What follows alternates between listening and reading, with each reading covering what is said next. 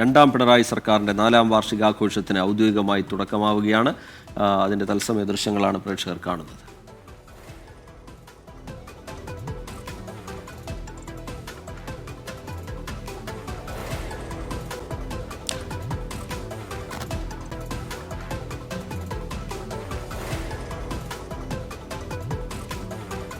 രണ്ടാം പിണറായി സർക്കാരിൻ്റെ 4ാം വാർഷികാഘോഷത്തിന് കാസർഗോഡ് തുടക്കമാവുകയാണ്.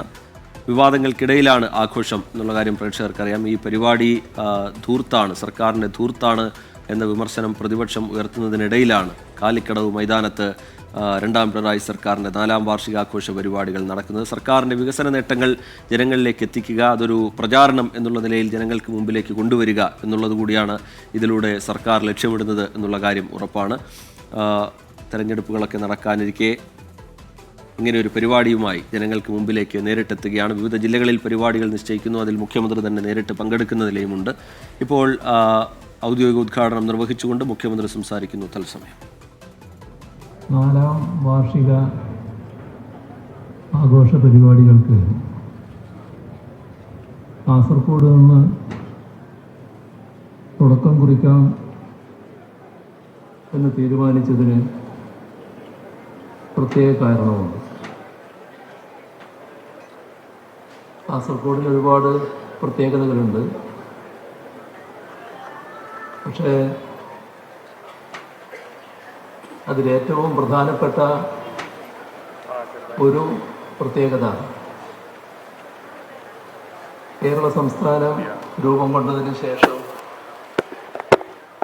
രൂപീകരിച്ച ആദ്യ സർക്കാരിന് നേതൃത്വം കൊടുത്ത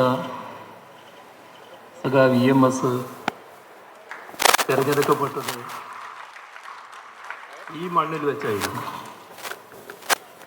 ഇവിടെ പ്രതിനിധീകരിച്ചുകൊണ്ടാണ് സഖാവ് EMS നിയമസഭയിലേക്ക് പോയത്. നീലേശ്വരം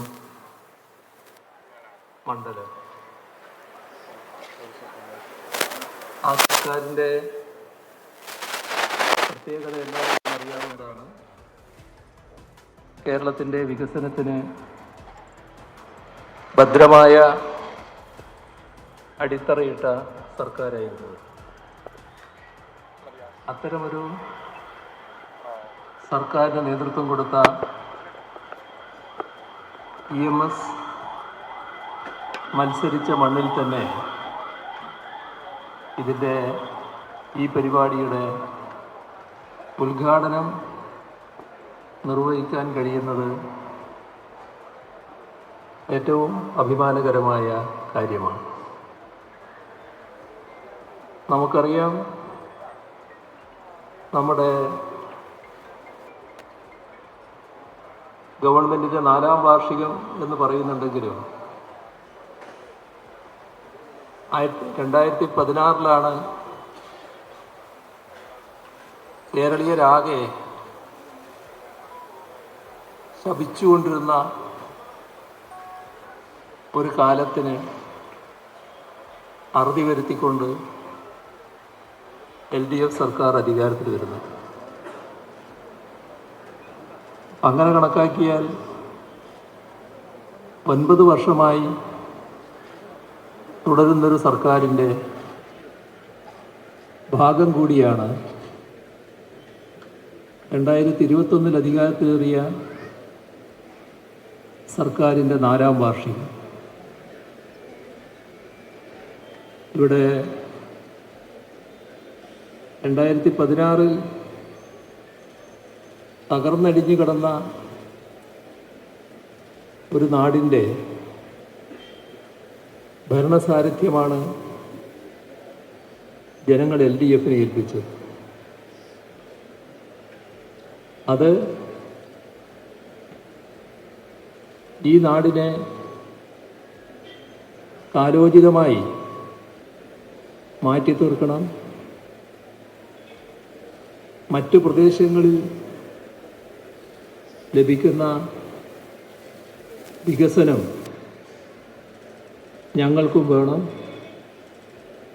ഈ നാടിനും വേണം. നാടിൻ്റെ പുരോഗതി ഉറപ്പുവരുത്തണം. അന്നത്തെ വിവിധ പ്രശ്നങ്ങളുണ്ട്, അതിലൊന്നും ഞാനിപ്പോൾ പോകുന്നില്ല.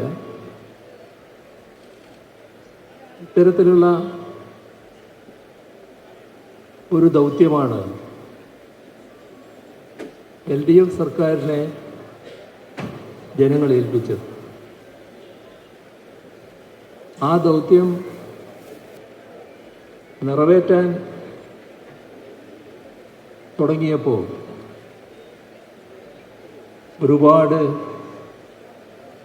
പ്രതിസന്ധികളാണ് നമുക്ക് നേരിടേണ്ടി വന്നത്.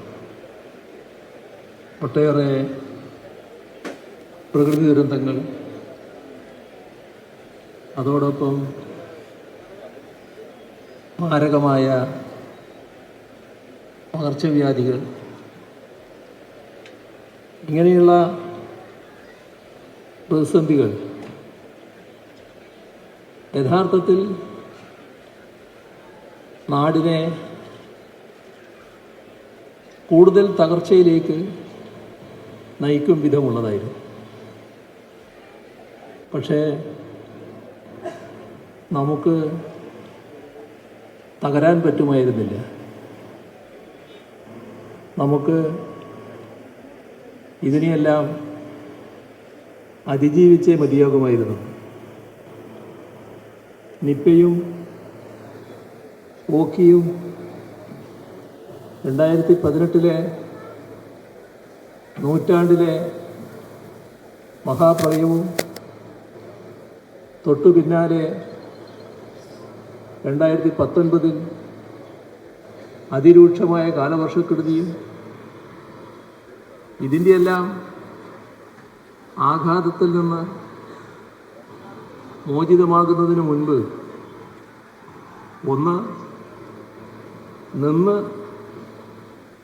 ശ്വാസം കഴിക്കുന്നതിന് മുൻപ് തന്നെ ലോകത്തെയാകെ വിറങ്ങലിപ്പിച്ച മഹാമാരി കോവിഡിൻ്റെ ആക്രമണം. ഇത്തരത്തിലുള്ള ഒട്ടേറെ പ്രതിസന്ധികളാണ് നമുക്ക് നേരിടേണ്ടി വന്നത്.